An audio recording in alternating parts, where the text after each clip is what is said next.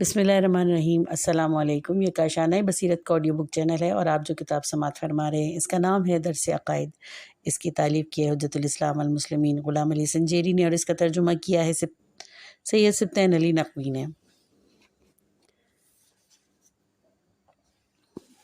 آئیے سنتے ہیں 53واں درس کا دوسرا پارٹ، صفحہ نمبر 432۔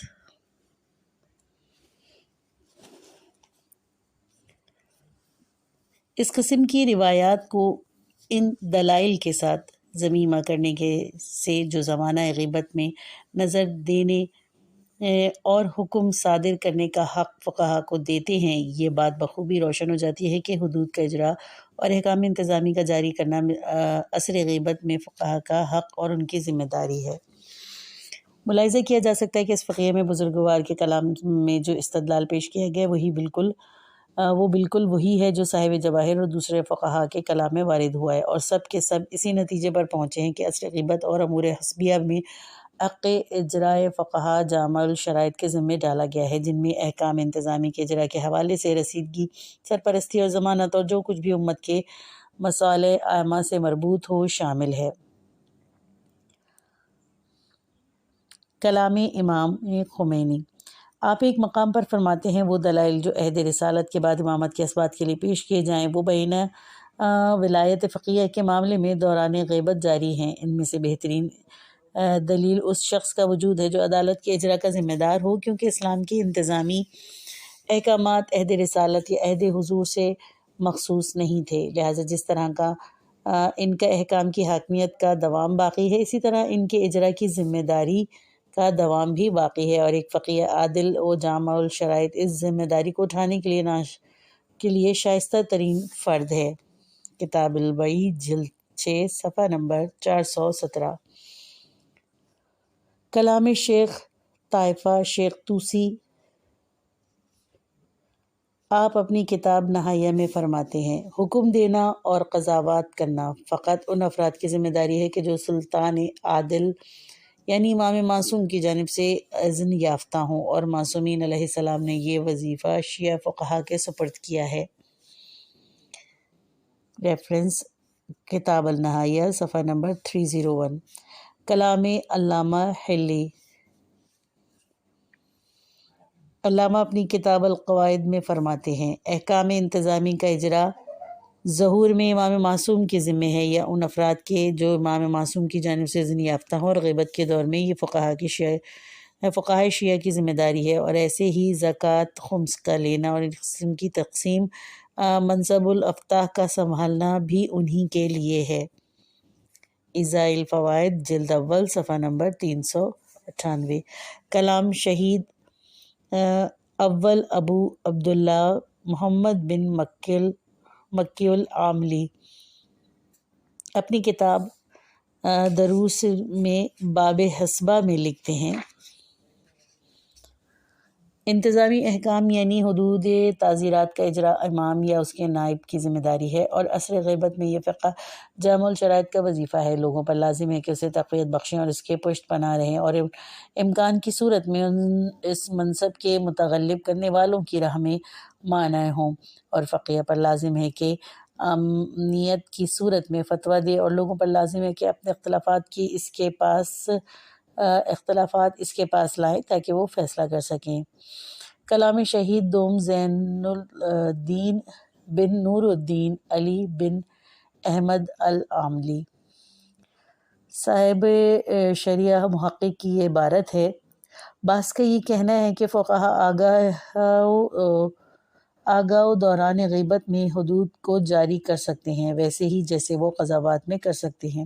شہید ثانی صاحب الشرح اس عبارت کی شرح کرتے ہوئے فرماتے ہیں، یہ شیخ مفید اور شیخ طوسی اور شیعہ فقہا کا ایک گروہ کی رائے ہے، اور اس بارے میں امام صادق علیہ السلام سے ایک روایت نقل ہوئی ہے جس کی سند ضعیف ہے، لیکن مقبولہ عمر بن حنظلہ کی اس کی تاکید کرتی ہے، کیونکہ حدود کا اجرا کا حکم و قضاوت کا ایک ہی حصہ ہے، یعنی شہید ثانی نے مقبولہ عمر بن حنظلہ کو ان روایات کے ساتھ لا کر ان دونوں کے ساتھ شیخ مفید اور شیخ طوسی دونوں کے کلام کی تاکید فرمائی ہے۔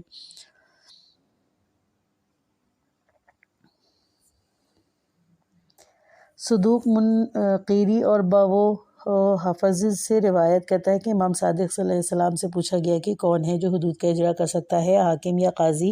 آپ نے فرمایا حدود کا اجرا اس پر ہے جو حکم کرنے کی صلاحیت رکھتا ہو، یعنی اجتہاد کا ملکہ رکھتا ہو۔ اس کی سند میں قاسم بن محمد موجود ہے جو ضعیف ہے۔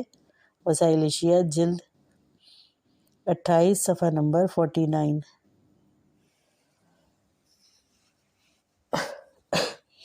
اس کے بعد فرماتے ہیں کہ اس کے علاوہ مصلحت نظام اس بات کا تقاضا کرتی ہے کہ امکان کی صورت میں شائستہ فقہا انتظامی امور کی زمام اپنے ہاتھ میں لے لے۔ یہ خدا کی جانب سے ایک لطف ہے جو جرائم کا راستہ بند کر دیتا ہے اور فساد کی جڑ کو اکھاڑ پھینکتا ہے۔ یہ قاعدہ لطف کی جانب اشارہ ہے۔ حکمت الہی کا تقاضا ہے کہ جو چیز اطاعت کرنے میں ترقی اور معصیت سے دوری کا باعث بنے اسے فراہم کرے۔ کلام جمال الدین احمد بن محمد بن فہد حلی۔ ابن فہد اپنی کتاب المذاہب البارہ میں لکھتے ہیں فقہا غیبت کے دور میں حدود کا اجرا کر سکتے ہیں، اسلام کے احکام انتظامی کا اجرا کر سکتے ہیں، کیونکہ اس زمینے میں شرع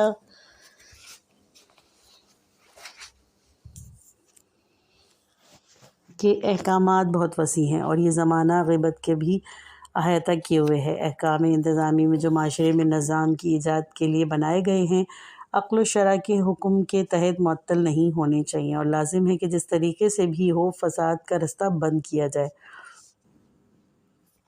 یہ فقہا کا کام ہے کہ اس بارے میں اٹھ کھڑے ہوں اور احکام الہی کا اجرا کریں۔ اس کے علاوہ مقبولہ عمر بن حنظلہ صریحاً اس امر پر دلالت کرتی ہے۔ المذہب جلد 2 صفحہ نمبر 328۔ کلام محقق ملا احمد نراقی۔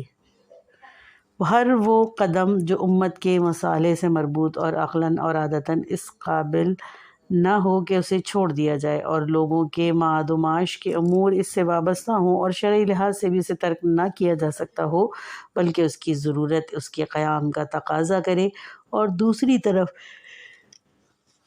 کسی خاص شخص یا گروہ کو اس کے اجرا کا حکم بھی نہ دیا گیا ہو، تو حتمیہ فقیہ جامع الشرائط کا وظیفہ ہے کہ وہ اس کی ذمہ داری کو اٹھائے گا اور آگاہی کی بنا پر وجود شرعی نقطہ نظر سے اس معاملے میں رکھتا ہے ان کا اجرا کرے گا اور اس اہم ذمہ داری کو اپنے انجام تک پہنچائے گا۔ اوائد الایام صفحہ نمبر 528۔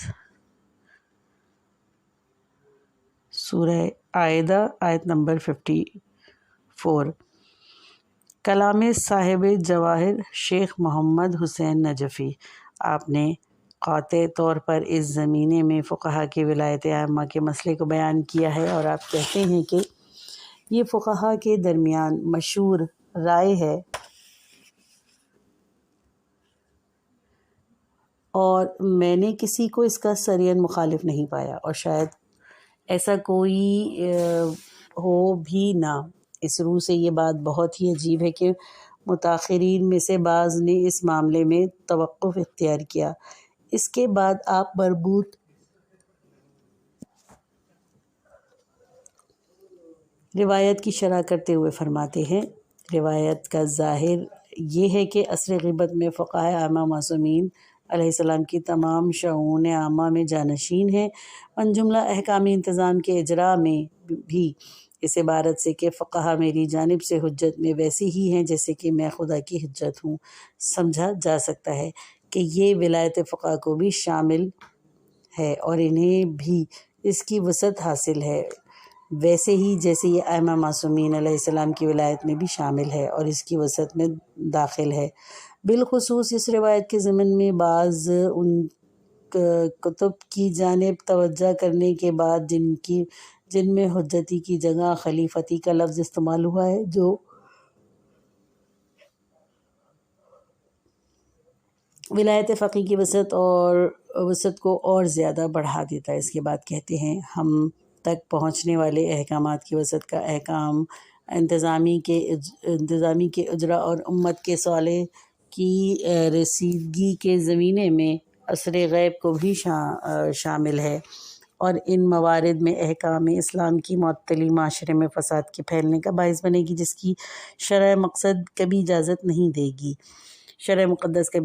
نہیں دے گی۔ ان احکامات کی حکمت عملی اور مصالحت کے جن کی وجہ سے یہ واضح ہوئے تھے زمانہ حضور سے مخصوص نہیں ہو سکتی، اس روح سے لازم ہے کہ ان کا اجرا ہو، اور یہ فقط فقہا کا وظیفہ ہے جو ائمہ معصومین علیہ السلام کی جگہ ان کے اجرا کے ذمہ دار ہیں۔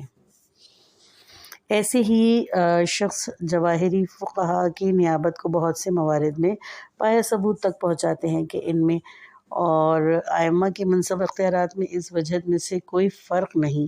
یہ تمام مناصب عصر غیبت میں فقہا کے کندھوں پر رکھے گئے ہیں، اور یہ اصل میں نظام کی حفاظت اور امت میں ایجاد نظام کی خاطر جو اہم واجبات میں سے ہے، اور یہ وظیفہ اس لائق فقہا کے ذمے لگایا گیا ہے۔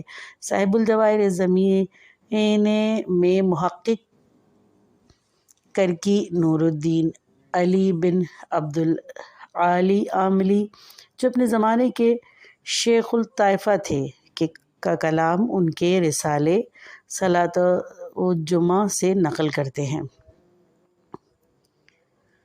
فقہائے شیعہ کا اس امر پر اتفاق ہے کہ فقیہ جامع شرائط دوران غیبت تمام شنون میں امام معصوم کا نائب ہے۔ اس کے بعد وہ اضافہ کرتے ہوئے فرماتے ہیں اگر ولایت فقی وسیع نہ ہو تو حتمی طور پر شیعہ معاشرے کے نظم سے مربوط بہت سے امور تعطل کا شکار ہو جائیں گے۔ اس کے بعد لکھتے ہیں بہت ہی عجیب بات ہے کہ ان سب دلائل کے باوجود بعض لوگ نہ کہ فقہا اس کے بارے میں وسوسے کا شکار اور مشکوک ہیں، گویا انہوں نے فقاہت کا ذائقہ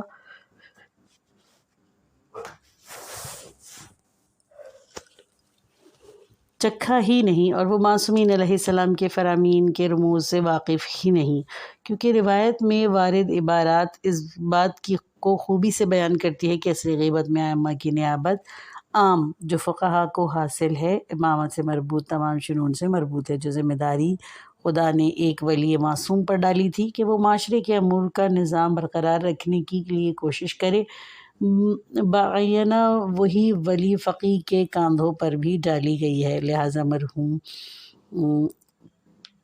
سالار اپنی کتاب مراسم میں تصریح کرتے ہیں کہ یہ امر ائمہ معصومین کی جانب سے فقہا کو تفویض کیا جاتا ہے۔ کلام شیخ مفید۔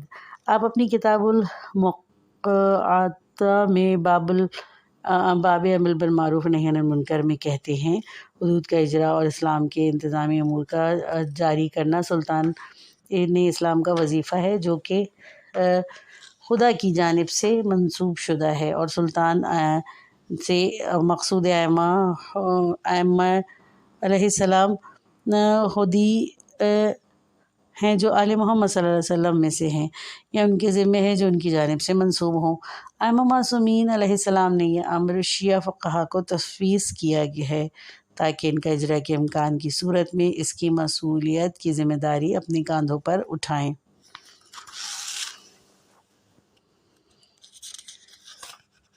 ائمہ معصومین علیہ السلام نے احکام انتظامی کا اجرا فقہا کے ذمہ لگایا ہے، اور شیعوں کو یہ حکم دیا ہے کہ ان کی پیروی کریں، ان کی پشت پناہ ہی بنے، اور ان کی اس مسئولیت میں مدد فراہم کریں۔ یہاں پر جتنے بھی علماء کے اقوال پیش کیے گئے وہ آیت اللہ ہادی معرفت کی کتاب ولایت فقیہ سے اخذ کیے گئے ہیں۔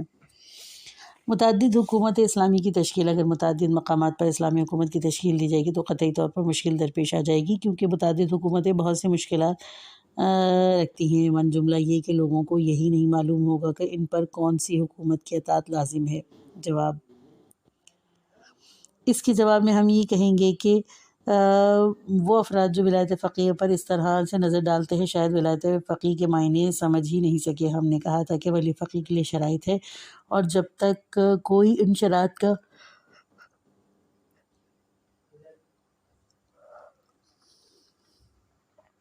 ان شرائط کا حامل نہ ہوگا تو وہ ولی فقی بن ہی نہیں سکتا۔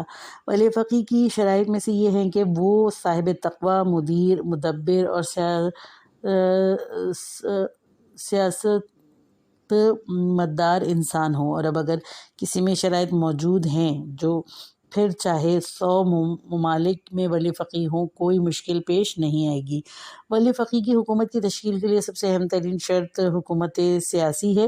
اگر کوئی یہ ادا کرے کہ میں ولی فقی ہوں لیکن اس کے ہاتھ میں حکومت نہ ہو تو یہ کون سی ولایت ہے؟ لیکن اگر ایران کی طرح ولی فقی کے پاس فوج، لشکر، قدرت ہو جو سب اس کی بات سنتے ہوں، تو ایسی صورت میں اگر 50 ممالک بھی اس صورت میں حکومت تشکیل دے لیں تو نہ فقط یہ کہ کوئی مشکل پیش نہیں آئے گی بلکہ یہ تو اسلام کی آرزوؤں میں سے ایک ہے، کیونکہ نہ فقط یہ کہ ان کے درمیان کوئی تضاد نہیں ہوگا بلکہ یہ ایک دوسرے کی مدد بھی کریں گے۔ آج کل یورپی ممالک میں جو اس سے پہلے ایک دوسرے کو سرے سے قبول ہی نہیں کرتے تھے، اب ایک ساتھ اپنی کرنسی جیسے یورو میں تشکیل دے چکے ہیں۔ اگر چند ولی فقی جو با تقوی، مدبر، مدیر ہوں تو کیا وہ ایک دوسرے کے ساتھ مل کر کام نہیں کر سکتے اور آپس میں اتحاد قائم نہیں رکھ سکتے؟ کیا وہ یورپ کی طرح پارلیمان تشکیل نہیں دے سکتے؟ اتفاقاً اگر ولی فقی امور پر دسترس رکھتا ہو تو یہ مسئلہ بہت ہی بہتر اور اتفاق پذیر ہو سکتا ہے، کیونکہ ایسے افراد با تقوی ہونے کی وجہ سے ہمیشہ کلمات اللہ کی بلندیوں کے خواہاں ہوں گے اور دوسروں کے مقابل بہتر انداز میں ایک دوسرے کی مدد کر سکیں گے۔ فرض کریں کہ ایران اور دوسرے ممالک جو اپنے مستقل سرحدیں رکھتے ہیں اس میں ولایت فقیہ کے حاکم ہو جائے، تو کیونکہ حاکموں میں تقوی اور ولی فقیہ کی دوسری شرائط موجود ہوں گی، اسی لیے اس کام میں خود خواہی جنم نہیں لے گی اور یہ کام بہتر انداز میں پیش رفت کر سکے گا۔ اس قسم کے حالات میں نہ فقط یہ کہ فقہ کے درمیان کوئی مشکل پیش نہیں ہوگی بلکہ ایک دوسرے کی مدد بھی کریں گے، اور جن مقامات پر حکومت ضعیف ہوگی دوسری حکومتیں اس کی تقویت کے لیے کوشش کریں گی۔ بنابراین ولایت فقیہ کی تعداد کی وجہ سے بھی کوئی مشکل پیش نہیں آئے گی بلکہ یہ امر تو اسلام اور مسلمانوں کے لیے فائدہ بخش ثابت ہو سکتا ہے۔ خلاصہ درس: اہل بیت سے مروی بعض روایات کے ظواہر سے یہ استنباط ہوتا ہے کہ وہ عصر غیبت میں حکومت کی تشکیل سے راضی نہیں، لیکن ان روایات کے صادر ہوتے وقت کے حالات میں دقت کرنے سے معلوم ہو جاتا ہے کہ ان روایات سے اسی قسم کے معنی برآمد کرنا درست نہیں۔ بعض افراد اعتراض کرتے ہیں کہ چونکہ ولی فقی معصوم نہیں ہے لہٰذا اس کی اطاعت نہیں کرنی چاہیے۔ اس کے جواب میں کہیں گے کہ اولاً کیا اس عالم میں ظاہراً کوئی معصوم حاکم موجود ہے کہ ہم ولی فقی کی جگہ اس کی اطاعت کریں؟ ثانیاً ولی فقی اگرچہ معصوم نہیں ہے لیکن معصوم کا تابع ترین فرد ہے، پس عقل حکم کرتی ہے کہ اس کی اطاعت کی جائے۔ بعض لوگوں کا یہ سوچنا ہے کہ ولایت فقی کا نظریہ امام خمینی کی اختراع ہے اور ان سے پہلے فقہا کے ہاں اس حوالے سے کوئی بحث موجود نہیں تھی۔ جواب میں ہم کہیں گے کہ عصر غیبت میں تمام فقہا فقیہ کی ولایت کے قائل ہیں، البتہ اس کی حدود میں اختلاف ہے۔ اگر دنیا میں متعدد مقامات پر حکومت ولی فقیہ تشکیل پا جائے تو نہ صرف یہ کہ اس کی وجہ سے کوئی مشکل پیش نہیں آئے گی بلکہ ان میں سے ہر ایک اپنی صفات کے دوام کی وجہ سے ایک دوسرے کا مددگار ثابت ہوگی اور یہ سب مل کر کلمت اللہ کی سربلندی کی طرف حرکت کرے گی۔ سوالات: ولی فقی معصوم نہیں ہوتا، پھر کیوں اس کی اطاعت کی جائے؟ گزشتہ فقہا نے ولایت فقیہ کے بارے میں بحث نہیں کی، کہ آپ اس اعتراض کا کیا جواب دیں گے؟ نمبر 3، کیا دنیا میں متعدد حکومت ولایت فقیہ کے وجود میں آنے سے مشکلات پیش نہیں آئیں گی؟ یہ درس ختم ہوا۔ کتاب کا اگلا حصہ نیکسٹ پارٹ میں سنیے۔